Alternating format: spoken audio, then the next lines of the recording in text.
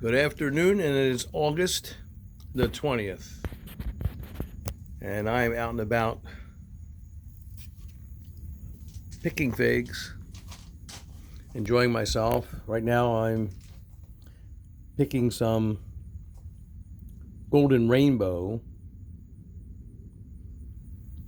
bunch of different figs, really, some Smiths. There's a lot of varieties here that I'm picking today. These are some very, very beautiful golden rainbow. Let's see. Here's a really, really beautiful, perfect example of a golden rainbow. Or yellow long neck, which I say they are the same. I think I'm going to pick this one. This one's so beautiful. Could it go another half a day? Doesn't it always seem that way? Probably, but I'm sure it's just absolutely perfect. I have some other. Here's another beauty. There we go. Get up there. I think you can see that with all the backlight. That one's a bit riper. Oh, look at that. Oh, yeah. It rained here a little bit. Not much, fortunately. There you go. There's a perfect golden rainbow. Yellow long neck, which we'll be moving over to next. My opinion, for what it's worth, let me grab a bite of this one.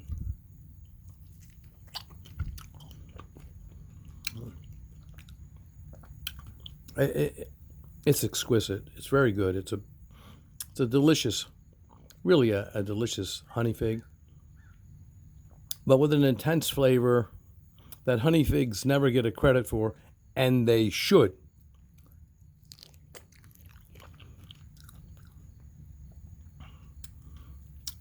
It's a good one, for sure. And my Peter's honey has even a more intense after flavor, which is very unique to it, characteristic of a Peter's honey, which was discovered or brought back from Italy, from Sicily actually, by a person by the name of Peters.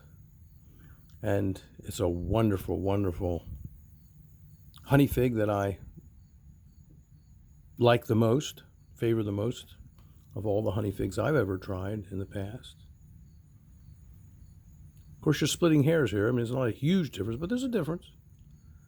And decidedly so, in my opinion. Look at that. I'm going to have to take a bite of that one, too. Wow, that's good. Flavored entirely different. Chocolate and vanilla. Okay? Some people love chocolate. Oh, that wasn't good. Oh, wow. Lou, why'd you have to go and do that? Didn't seem like I did much damage to it. You know what? I might as well eat this because there could be some sand in it. Oh, I'm a good Samaritan, aren't I? Wow, that's good. Two entirely different flavor groups. But unless you've really grown one of these and other white figs or honey figs, and unless you've grown them in the ground too, this one's not. This one's in a pot. Then you really need to reserve judgment, because I think honey figs in general have gotten a bum rap. Just remember, there's some really, really fantastic honey figs out there. The Italian honey, there's Cadota. Depending on your zone, they can be exquisite. There's your Turkish figs, which are some of the best in the world. They are honey figs too. Some of the best that they dry figs, Calamara figs and things of that nature. Great figs, wonderful figs. So let me move on. I've got some other things I want to show you today. This is long yellow, a different fig. And I said in a previous video, oh, look at that. That one I let go too far.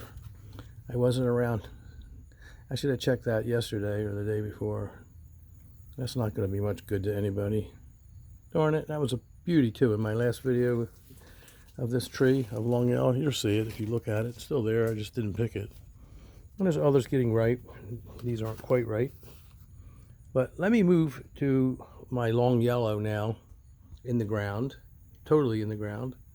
And I want to show the Stress Esplats, the Pond's fig. I'm going to show it because I'm disappointed in that fig. With a little bit of rain that we've gotten, it's splitting pretty bad, and none of my other figs are doing that. So hold on a second, and we'll arrive at that destination almost immediately. I'd better stop at my black Madera figs. And no, they have a longer hang time than other fig varieties like Ronde Bordeaux and so many others. These started getting ripe several days ago, and they're still not. That one looks almost ready. Well, I better just leave it alone. I don't know if you can see it through the net, but it's a beauty. They're beautiful, but they're not ready.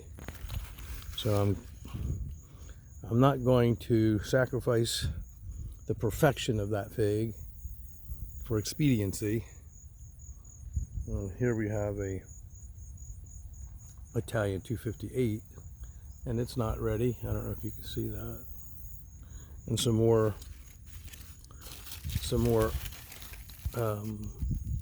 black Madera down here getting ripe. If you can see those. Something fell down in here that looks like it was a good fig. Wait a minute. I gotta start paying more attention. What is wrong with me? Jeez, too much to do.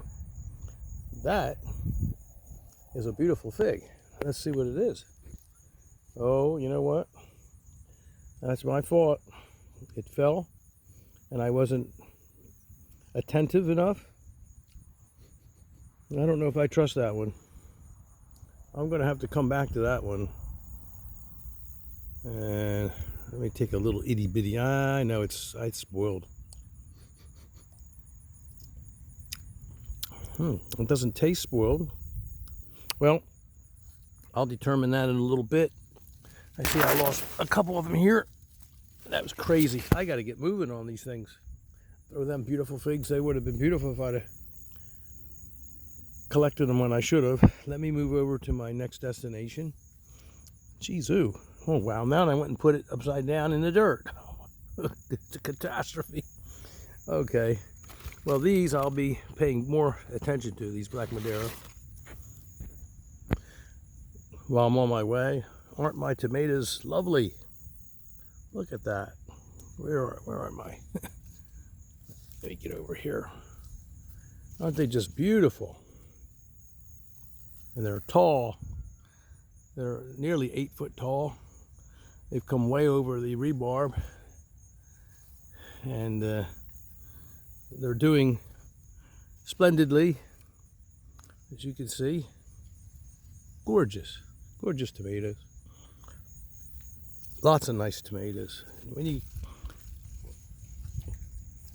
When you feed them right, when you give them what they need, like any other thing that you're growing, then that's what happens.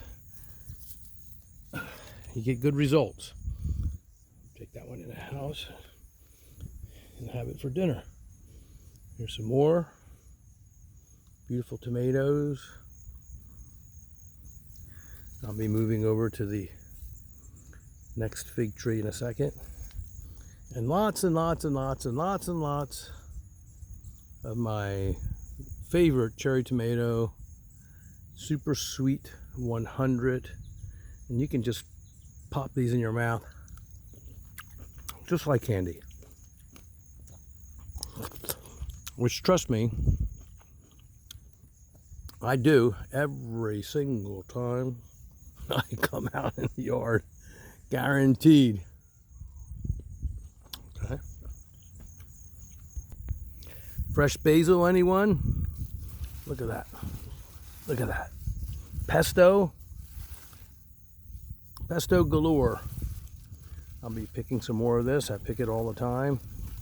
As I mentioned before, we make pesto, our own pesto, with a good Parmigiano cheese and or other types of Italian cheeses of our preference, depending on our mood at the time.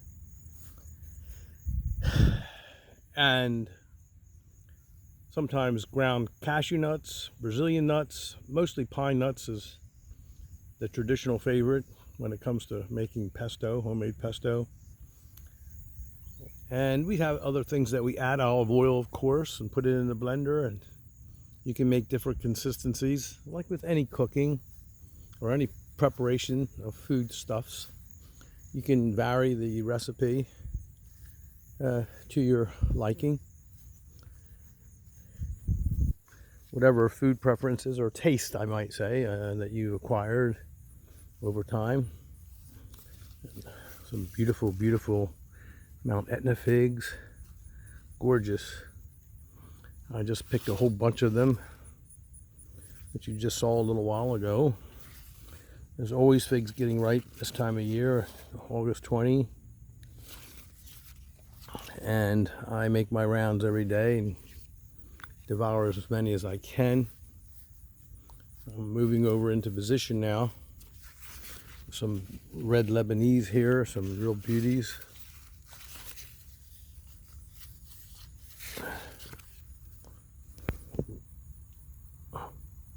Wow, we need to take a look at that, don't we? Ooh, that's a beauty. Red Lebanese, not to be confused with Lebanese red. Gorgeous. Very, very, very, very tasty. And now we're making our way over to the yellow longneck. Yep, I'm in the jungle here. Oh, look at the size of that red Lebanese. Look at that. Look at that. That's going to be ready tomorrow. Some real beauties there. That one's ready right now. Jeez, ooh. Well,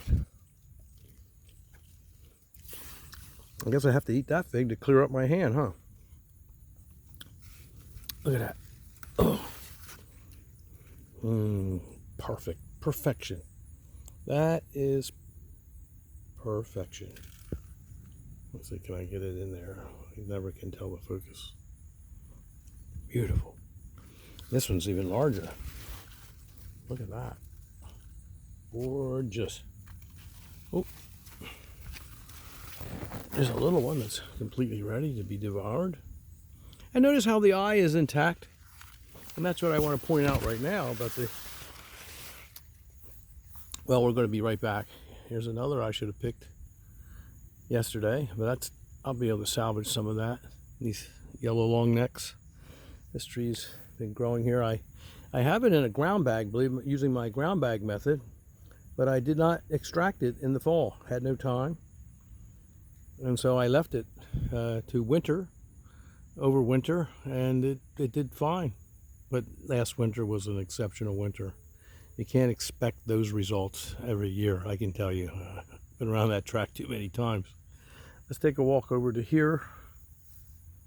Boy, that's a good red Lebanese right there. Let's take a bite out of that. Look at the color of that. You see how there is a variation there among the Mount Etnas. I said this before, but there's little variations, not much, but they can make a difference. You can see the rich red color of red Lebanese. Thus the name. Man, that was good. Oh, nice flavor. Okay, so here we have, with just a little bit of rain, the Des Tres Esplets. It's a pond's fig, and this is what I don't like about it. I've been picking these, And I'm a little remiss because I picked a couple this morning and I was disappointed because the eye is open, the cracking open, more so than my other fig varieties. And this is something that I don't really tolerate much. This tree has other attributes. See how it's splitting? Look at that. Beautiful fig, but it's splitting. Now, don't get me wrong, all figs split if you overwater them or if it rains a lot. Hold on a second, a few ants. But this one characteristically splits quite a bit, I've been noticing. I noticed that last year too. And it takes away from the flavor. Sometimes with a Ron de Bordeaux, it can split a little and still taste marvelously well. That's still good. It's not completely spoiled, but I can tell it's watered down. And so that's something to be noted about this variety. This would not be a top choice of mine. I will say that it's worthy of my collection at this point. Of course, I haven't gotten a lot of rain. Here's another one. Let me pick that one. Another split, all split. Now this one doesn't look too good inside. All split. Yeah, that one I can tell is not, I'm not going to eat that. Okay. I don't know if it would taste okay or not, but I'm not going to take a chance with it. I don't need to. I have plenty of figs here to sample. Here's another, and it is also split. Not as bad as some of the others, but it's not fully ripe either, so by tomorrow I don't know. See? But what I want to say, another, not so bad, if you can see it. But in one of my videos, and I don't remember exactly which one, it was this year, you will see where I took my tractor and my bucket and pulled a very beautiful tree out of the ground. And I didn't mention the variety, I don't want to, but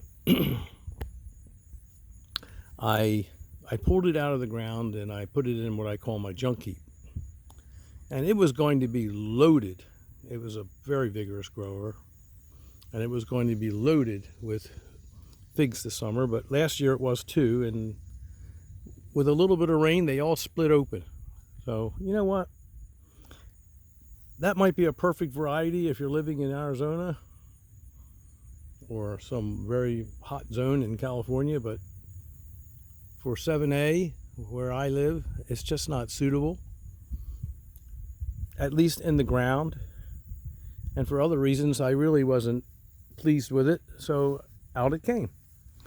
No dead weight. You've got to be severe. You've got to respond severely sometimes. And even though it may break your heart, and it does, trust me, you don't want to keep figs in your collection that aren't worthy in your zone. It's all about the zone with figs. It's all about the weather conditions, the humidity. Now that, it looks good. This is a yellow longneck. I'm sure I can delve into this. That's good. Perfect. No problem.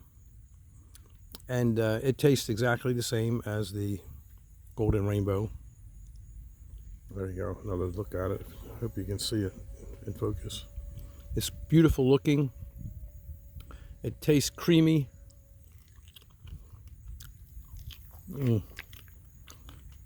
Good. Large fig, good to the last drop.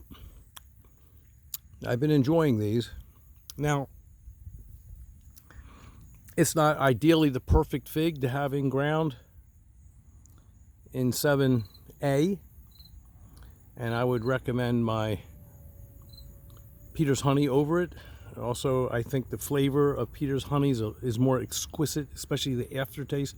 If you've had the privilege of growing it in the ground like I have, not many people I find that have.